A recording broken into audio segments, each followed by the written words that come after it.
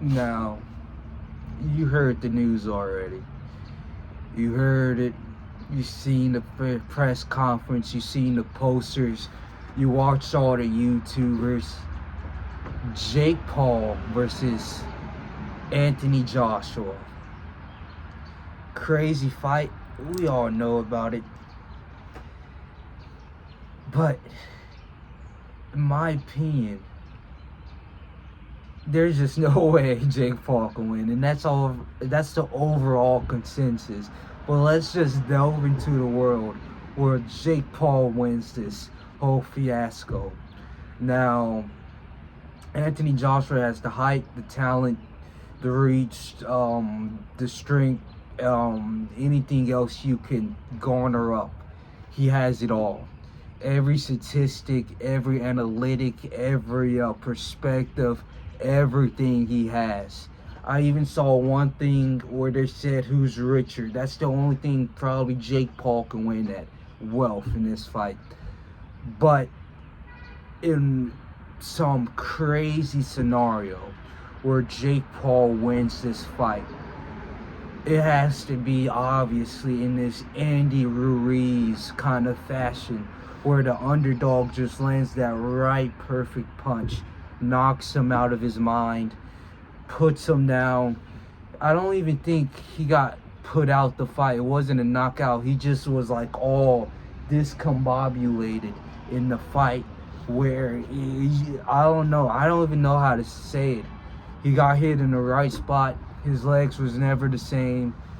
Maybe he was knocked out, but they fought 2 times, and it was just his legs weren't there. And Andy Ruiz had his way all 12 rounds that one fight. But can Jake Paul really land that punch? We see him knock out 40-year-old UFC fighters. We see them knock out retired boxers. We see them knock out journeyman boxers. That's not. We've seen them knock out a Mike Perry, I guess. That's not the same as Anthony Joshua, a professional boxer who's actually been having a resume. I feel as if Gervonta Davis went in the ring, he wouldn't have knocked out Gervonta Davis, even if he was fully coming forward. I don't even think he would have knocked down Gervonta Davis, because the talent matters that much. But I'm kind of digressing from what I said of a fantasy world where Jake Paul wins this entire thing. If we're looking at what Jake Paul can possibly do, it's just a puncher's chance. It's that Daniel Dubois moment where he lands on a chin because Anthony Joshua has so much confidence.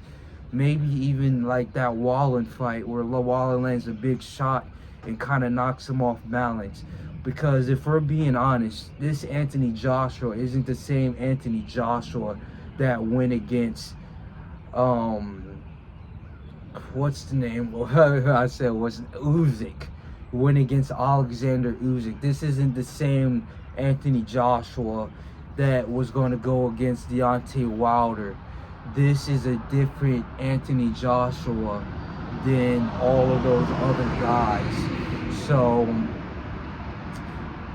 in that light, Jake Paul's not going against the beast who used to be Anthony Joshua. He's kind of going against a lower version, and he's kind of lucky that he gets to take on a weaker version of Anthony Joshua.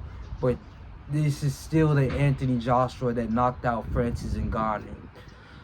So let's just look at what Anthony Joshua's style is right now.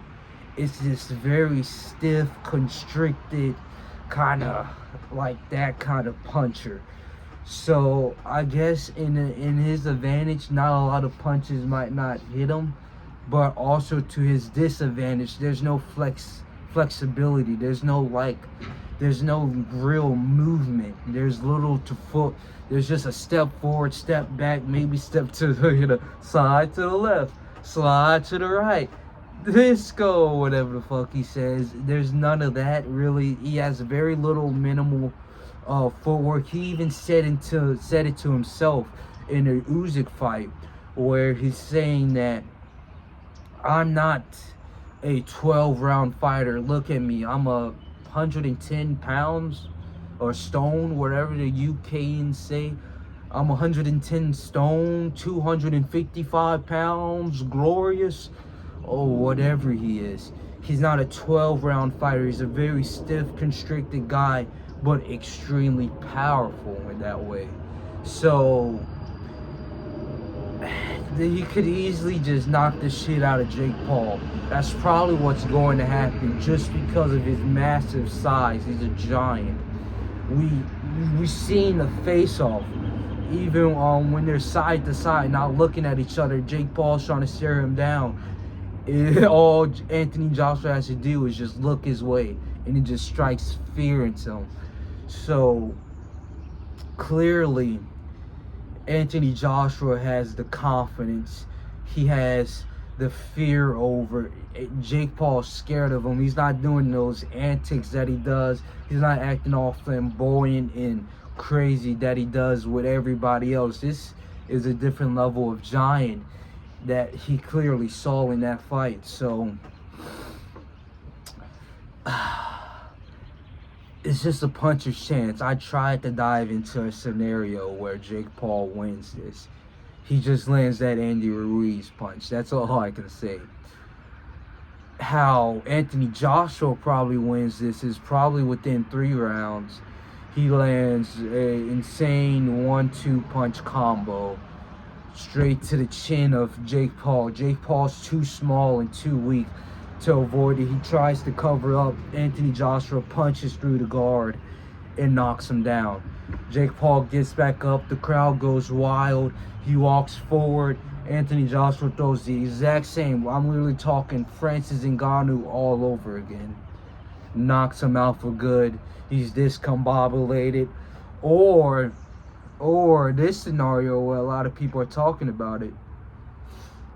Anthony Joshua gets paid a massive bag. He takes the money bag. He goes into the fight, and then he just plays with Jake Paul for 12 rounds. Maybe knock him out very lightly in the later 8th to 12th rounds. We don't know. We'll see soon. But right now we have December 21st, is it? Right now we have Anthony Joshua knocking out Jake Paul, and we'll see what comes from that.